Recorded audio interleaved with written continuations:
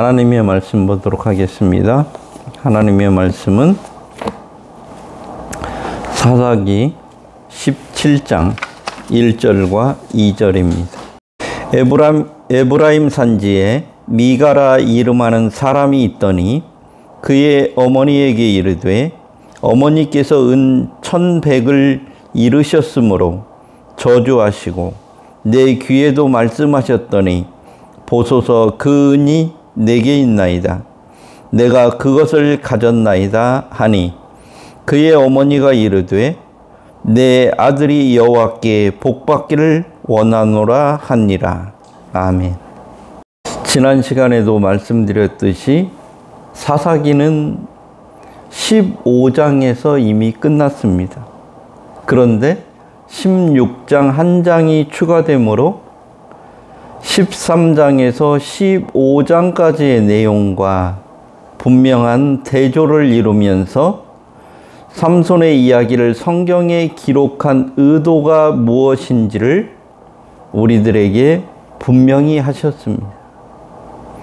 사사기 13장에서 15장까지는 성령이 함께 했을 때 아무런 능력이 없는 삼손도, 하나님의 말씀을 잘 순종하지 않는 삼손도 어떤 일을 할 수 있는지를 보여줬던 것이 13장에서 15장입니다. 근데 16장은 하나님의 성령이 함께하지 않는 삼손의 모습을 보여줌으로써 하나님이 함께하지 않을 때 인간은 어떤 일을 벌이는지를 극명하게 대조를 이루게 하셨습니다. 그래서 하나님이 함께하는 삶과 하나님이 함께하지 않는 삶, 어떤 삶이 우리에게 필요한 건지를 성경을 통해서 분명히 우리에게 말씀해 주셨습니다. 그런데 사사기는 여기에서 끝나지 않고 21장까지 기록되어 있습니다. 사사기 17장에서 21장까지는 사사기 끝부분에 위치해 있는 부록입니다. 17장과 18장에는 단지파가 아모리인과 블레셋인에게 쫓겨서 북쪽 헤르몬산 및 라이스로 이주해 간 사건이 기록되어 있고 19장에서부터 21장까지에는 베냐민 지파와 이스라엘 지파들이 내전을 벌인 사건을 기록하고 있습니다. 따라서 사사기 17장에서 21장까지 기록된 이 사건들은 연대기적으로 볼 때는 사사기 앞부분에 나와야 할 사사시대 초기의 사건입니다. 그런데 맨 끝부분에다가 지금 이 내용들, 사사시대의 초기에 있었던 사건들, 사실은 이 17장에서부터 21장까지 있는 내용은 사사기 1장에서 15장 그 사이에 들어가 있어야 될 말씀이라 이 말이에요. 그런데 그 안에 기록해 놓지 않고 이렇게 사사기가 다 끝난 다음에 부록으로 기록하고 있는 게 사사기의 아주 독특한 그런 성경 배열입니다. 이처럼 책을 다 기록한 후에 별책 부록이나 특별 부록으로 덧붙이는 이유는 무엇일까요? 만약에 이 부록으로 첨부된 부분이 기록되지 않았다면 어떤 문제가 있을까요? 이에 대해서는 다양한 답변을 할 수 있습니다. 그러나 이 문제가 오늘 설교의 핵심 주제가 아니기 때문에 그냥 넘어갔지만 성경을 제대로 이해하고 알기 위해서는 이런 궁금증을 갖고 질문을 해보는 것이 매우 중요하다는 것은 말씀을 드리고 싶습니다. 이런 궁금증이나 관심을 갖지 않으면 성경을 깊이 있게 이해할 수가 없는 것입니다.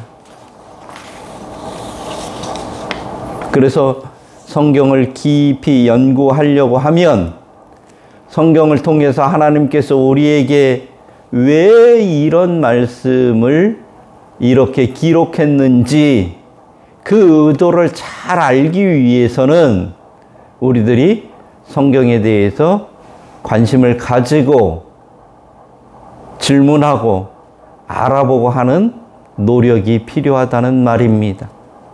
그러는 중에 성경이 우리에게 주는 하나님의 놀라운 그런 가르침들을 제대로 잘 이해하고 깨달을 수 있게 된다는 말입니다. 사사기 17장은 근래 한국의 실상을 어쩌면 그렇게 잘 이해하고 파악할 수 있도록 설명해 주고 있는지 신통방통하기까지 합니다.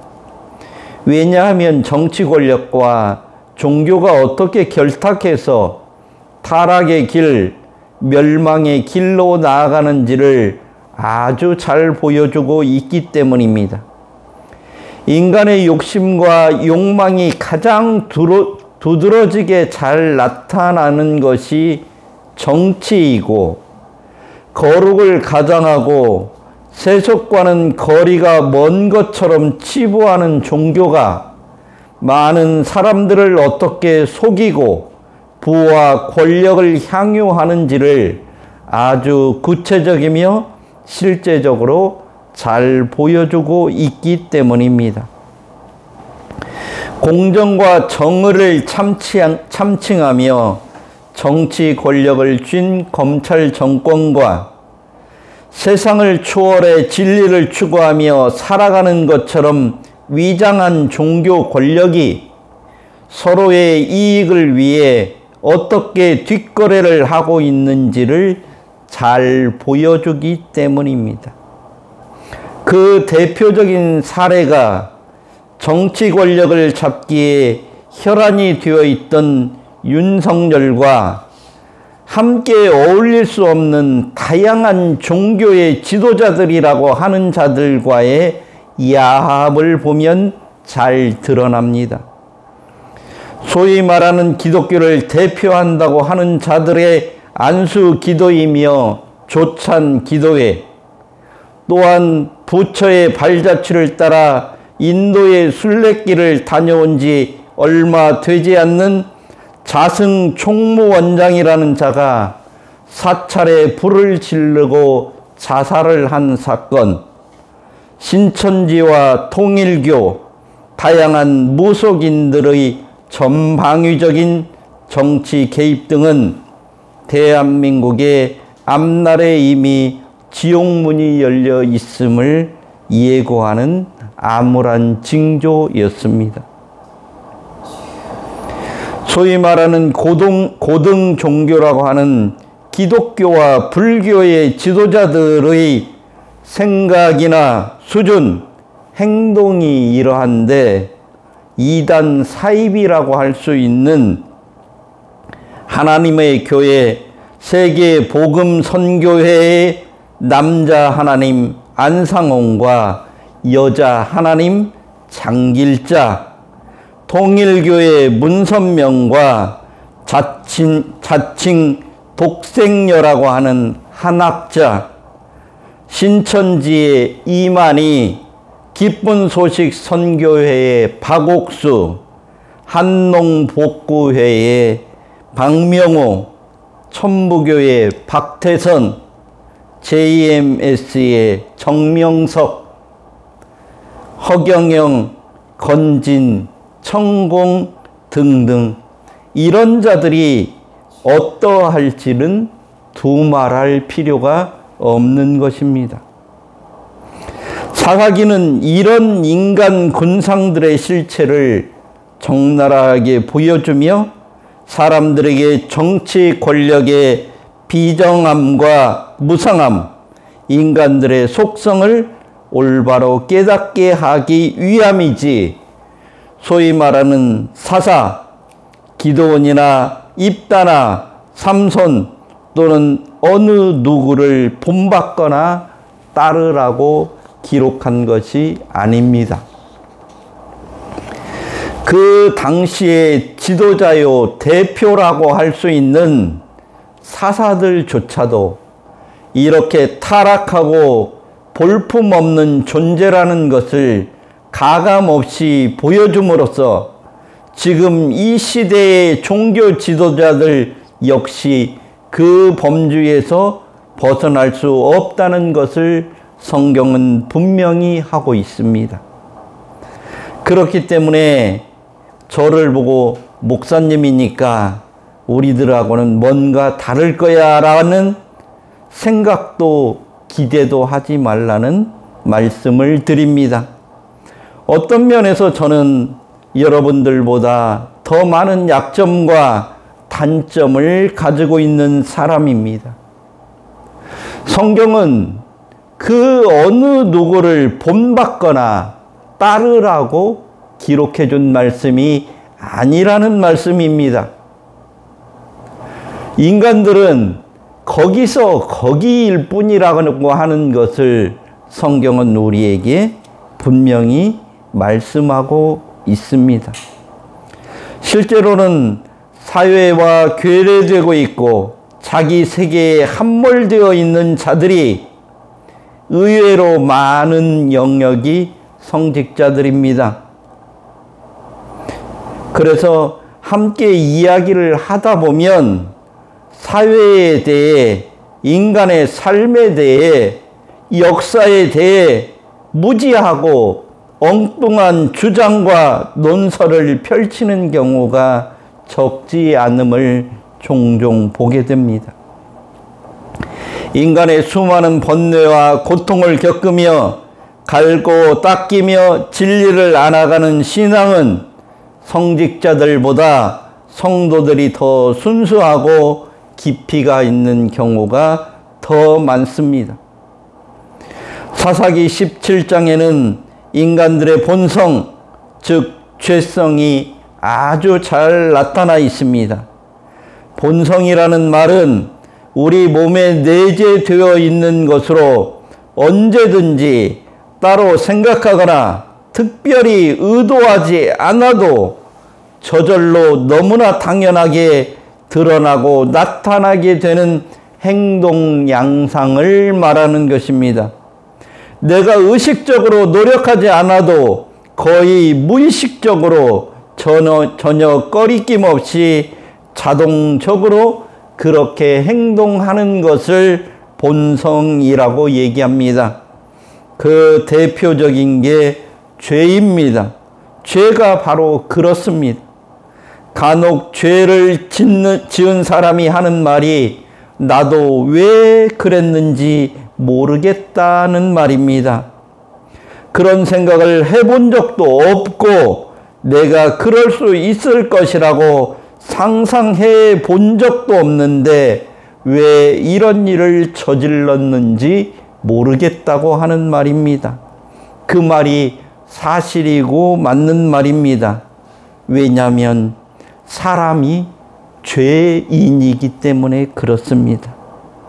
그것은 사람은 죄인이요 죄의 종이라는 것을 입증하는 것입니다. 이게 죄에 사로잡혀 있는 자의 모습이고 실상입니다. 우리가 죄 속에서 태어나 그 속에서 살고 있기 때문에 죄라고 생각하거나 느끼지 못하고 살고 있을 뿐입니다. 북한에서 태어나서 자란 사람들을 보십시오.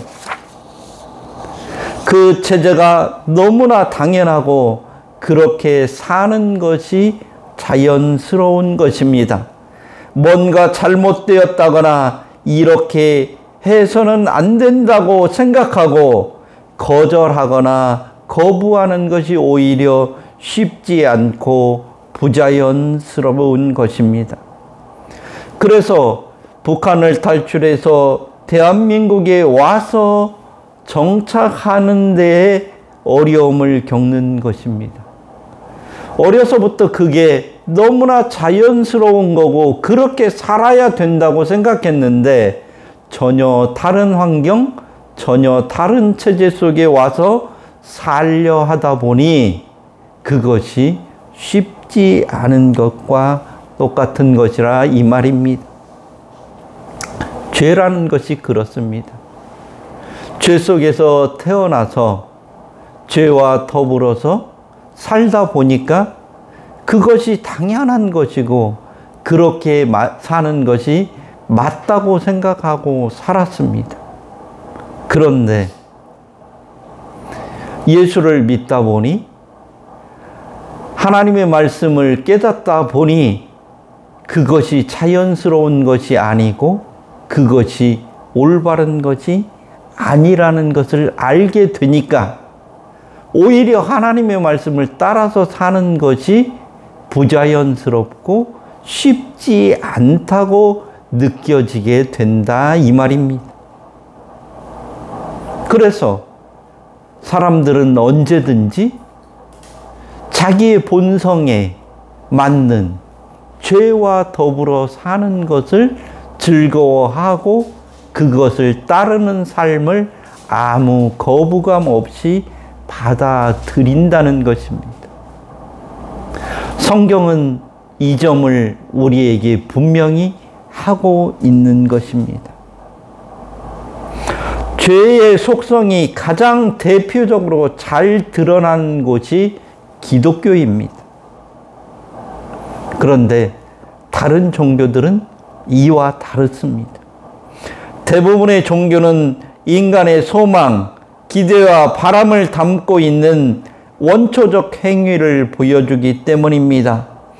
대부분 죄적인 속성과 욕망이 중심에 자리하고 있음에도 불구하고 보편적인 희망이나 일반적인 소원으로 위장되어 있어 오히려 죄성이 잘 드러나지 않고 감추어지거나 미화된다는 데 문제가 있습니다. 이런 치명적인 문제가 있다는 것을 인식하지 않는다면 각종 종교가 추구하는 진리와 점점 더 멀어질 수밖에 없습니다. 특별히 성경의 가르침과는 전혀 다른 행태를 보일 수밖에 없는 것입니다.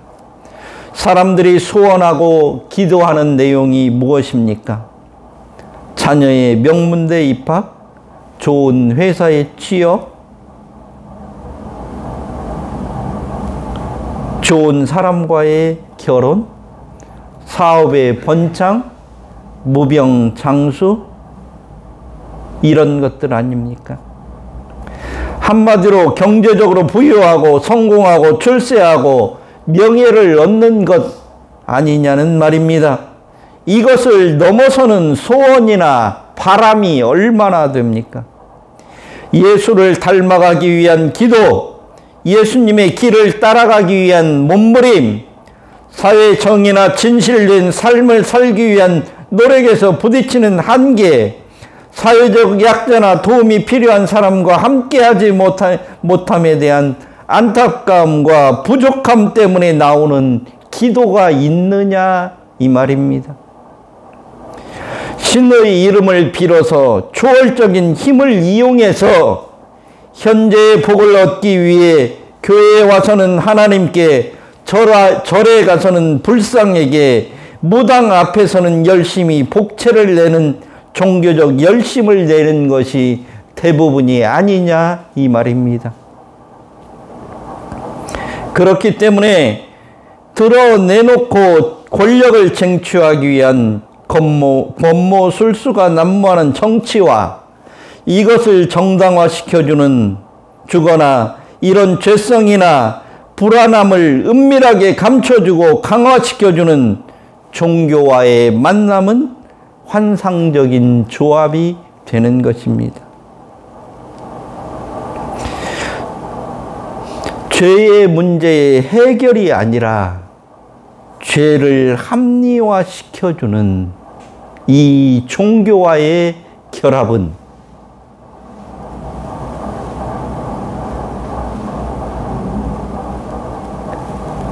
권력을 쟁취하기를 원하는 자들, 잘못된 부를 추구하는 자들에게는 얼마나 큰 위로가 되는지를 알 수가 없습니다.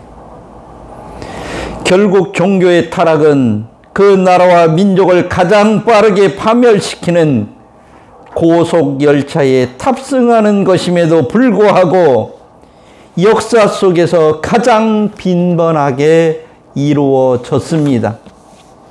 로마 제국의 멸망이 그러했고 제정 러시아의 파멸이 그러했으며 조선을 망국으로 이끈 무녀 진령군이 이를 입증하고 있음에도 불구하고 죄의 심각성을 깨닫지 못하고 망각하고 있기 때문입니다. 이런 기본적인 문제의식을 가지고 사사기 17장을 읽어야 하는 것입니다. 오늘 본문 1절에 에브라임 산지가 나오는데 여기는 에브라임 지파 사람들이 거주하는 곳입니다. 에브라임 지파는 요셉의 후손들로서 12지파 중 지도자적인 위치에 있고 팔레스타인에서 가장 중심적인 지역을 차지하고 있었습니다. 물론 유다 지파가 가장 수요가 많고 강력한 지파였으나 사사 시대에는 오히려 가나안 문화에 동화되어서 사사들의 활동을 방해하고 어렵게 하는 모습으로 소개될 뿐 거의 하는 역할이 없었습니다. 사사기 17장은 모자지간의 대화로 시작됩니다. 2절을 보면 노모가 자기 재산을 훔쳐간 사람을 향해 엄청난 저주를 퍼부었음을 알 수 있습니다. 누가 왜 훔쳐갔는지에 대한 생각 없이 온갖 저주를 다 퍼부었습니다. 이 저주를 그의 아들인 미가라는 사람도 듣게 되었습니다. 그 저주가 얼마나 심한 저주였는지 알 길이 없지만 어마무시했던 것 같습니다. 그래서 그랬는지 양심의 가책을 느껴서인지 무슨 연유에서인지는 잘 모르겠지만 그의 아들 미가가 자기가 도둑질한 장본인이라고 털어놓습니다.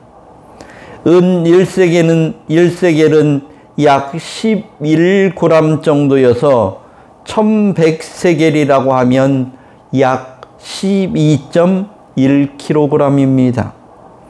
고대의 은 1세겔은 노동자 4일간의 품삯에 해당합니다. 1100세겔은 4400일간의 품삯으로 12년 동안 하루도 쉬지 않고 일을 해야 벌을 수 있는 금액입니다. 요즘식으로 하면 우리 주 5일 근무하고 국경일 이런 날 쉬면서 벌면 요즘식으로 따진다면 20년 정도의 연봉이라고 할 수 있는 금액입니다.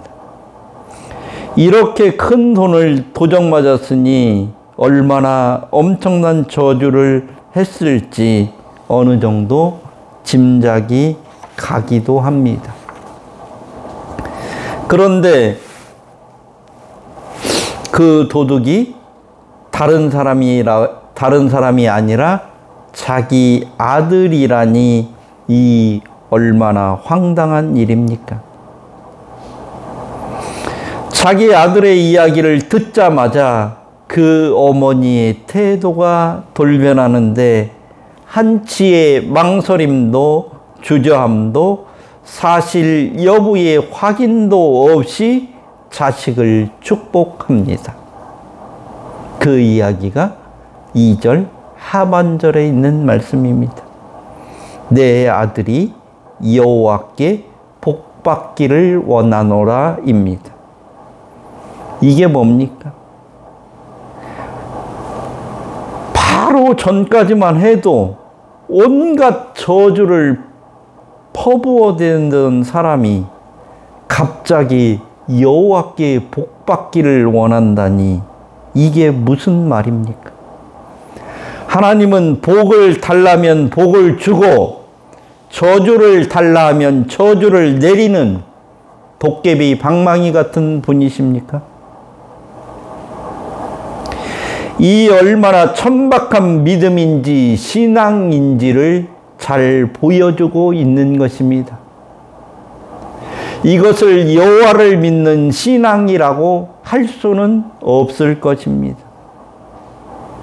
어떤 사람들은 이런 모습을 부모의 한없는 자식 사랑이라고 미화하기도 하는데 이것은 부모의 한없는 자식 사랑이 아니라 아무런 기준도 원칙도 가치관도 없는 복부인의 망발에 해당할 뿐입니다.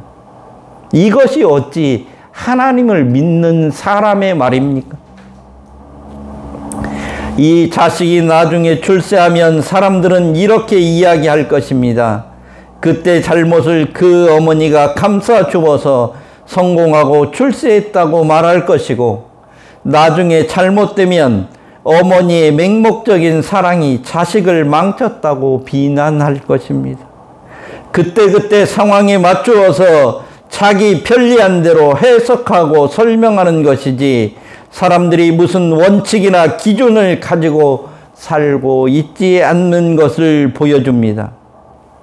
이렇게 살면서도 아무런 부끄러움이나 불편함을 느끼지 않는 것이 죄인들의 실상이라는 말입니다. 오히려 이런 것을 상황에 맞게 잘 이용해 먹는 것을 지혜라고 이야기하는 사람들이 많습니다. 그래서 간신들이 출세하고 법꾸라지들이 법을 이용해서 잘 먹고 잘 살면서도 아무런 부끄러움을 갖지 않는 것입니다. 이처럼 세상의 원리, 죄의 원리에는 원칙도 없고 기준도 없고 윤리도 없습니다. 이게 사사시대의 특징이라는 것을 사사기는 말씀하고 있는 것입니다. 사사도 부자도 엄마도 아빠도 자기 눈에 보기에 좋게 살고 있다는 것을 말씀해 주고 있는 것입니다. 하나님의 말씀과는 아무런 관계없이 지 생각에 지 눈에 좋으면 그저 좋게 여기는 것이 이 시대의 유일한 삶의 기준이라는 말입니다. 지금 이 대한민국의 상황이 그렇지가 않습니까? 국회의원들도 자기가 여당일 때 하는 말과 야당일 때 하는 말이 다르고, 야당이었던 국회의원이 여당이 되면 또 자기가 했던 말과는 정반대의 말을 하고 있는 이 상황을 어떻게 설명해야 하느냐 이 말입니다. 이 나라에 살고 있는 내일을 이끌고 나가야 될 젊은이들과 학생들은 무엇을 기준 삼아서 살아야 하는 것입니까? 지금 사사기 17장에 있는 상황과 대한민국의 현재의 상황이 무엇이 다르냐 이 말입니다. 하나님의 성호를 함부로 부르지 말라는 십계명을, 하나님의 말씀을 정면으로 부정하는 행위를 하면서도 부끄러운 줄도 모르고 자기는 잘한다고 생각하고 있습니다. 윤석열이도 김건희도 국힘도 내란에 동참한 자들도 반성을 하는 게 아니라 계엄을 성공하지 못해서라고 생각합니다. 잘못을 인정하는 게 아니라 실수로 준비를 철저히 못해서 정권을 빼앗겨서 이런 핍박을 받는다고 말합니다. 이런 주장에 동조하는 분들에게 묻습니다. 당신의 판단 기준은 뭐고 삶의 원칙은 뭡니까? 돈이 되고 권력과 명예를 얻기 위해서는 무슨 짓을 해서도 된다는 말입니까? 신앙을, 기독교를, 하나님을 더러운 정치나 이권을 얻는데 끌어들이지 마십시오. 하나님은 그런 분이 아닙니다. 살아계신 하나님은 이런 종교 지도자들을, 특별히 목사들을, 이런 정치 권력을 용납하신 적이 없습니다. 그래서 하나님을 대적한 자들이, 교회를 더럽힌 자들이, 욕망에 사로잡혀 사는 자들이 부끄러움을 당하고 스스로 자멸의 길로 가도록 그대로 놔두는 것입니다. 자칭 목사, 장로, 성도라고 하는 자들이 하나님의 뜻을 곡해하지 않도록 오늘 본문을 통해서 하나님은 분명히 경고하고 계십니다. 사사기의 가르침은 죄성을 갖고 있는 인간이 어떻게 살아야 하는지를 분명한 사례들을 통해서 보여주심으로 우리로 하여금 사사 시대를 살았던 자들처럼 살지 않고 하나님의 형상을 닮은 자로 인간답게 살도록 하기 위해서 주시는 복된 말씀입니다. 우리 모두가 하나님의 경고와 가르침을 경홀히 여기지 않는 한국 교회와 복된 성도들이 되었으면 좋겠습니다. 기도하겠습니다. 하나님 아버지, 돈과 권력 앞에서 하나님의 말씀을 내쳐버리는 지금 이 시대의 한국 교회와 한국의 현실들을 바라봅니다. 하나님, 죄와 더불어 살기는 너무나 쉽지만은 하나님의 말씀을 기준 삼아서 그 말씀을 따라 살기에는 쉽지 않은 시대를 살고 있습니다. 우리가 죄인이기에, 죄성을 가지고 있기에 죄와 더불어 먹고 마시는 것은 너무 쉽지만 하나님께서 우리들을 일깨우시고 참된 진리의 길로 이끄시는 그 말씀을 따르고 듣는 것은 우리에게 불편한 적이 한두 번이 아닙니다. 그렇지만 하나님, 거기에 생명의 말씀이 있고 우리가 사는 길이 있기에 하나님, 그 말씀에 귀 기울이는 자들 되게 하여 주옵소서. 한국 교회가 이 나라 이민족에 저질렀던 잘못된 길들을 돌이키게 하시고 이 민족 앞에 하나님 드러내놓고 부끄러움을 오히려 드러내놓고 회개하고 그 길을 돌이켜서 하나님 앞에 올바로 설 수 있도록 은혜를 베풀어 주시기를 원합니다. 특별히 한국의 교회 지도자들이라고 했던 자들이 더욱더 하나님 앞에 회개하는 모습을 보일 수 있도록 주께서 그들에게 은혜를 베풀어 주옵소서. 또한 우리 스스로도 자기의 욕망에 사로잡혀서 주의 말씀을 따르기보다는 세상에 관심을 많이 갖고 그 길로 나갔던 것을 돌이킬 수 있도록 하나님께서 함께 주시기를 원합니다.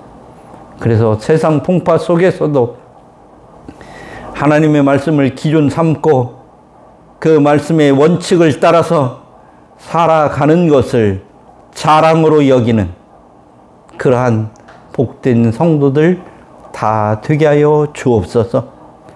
하나님의 말씀이 원칙이 되게 하시고 기준이 되게 하시고 우리들의 삶의 윤리가 되게 하여 주옵소서.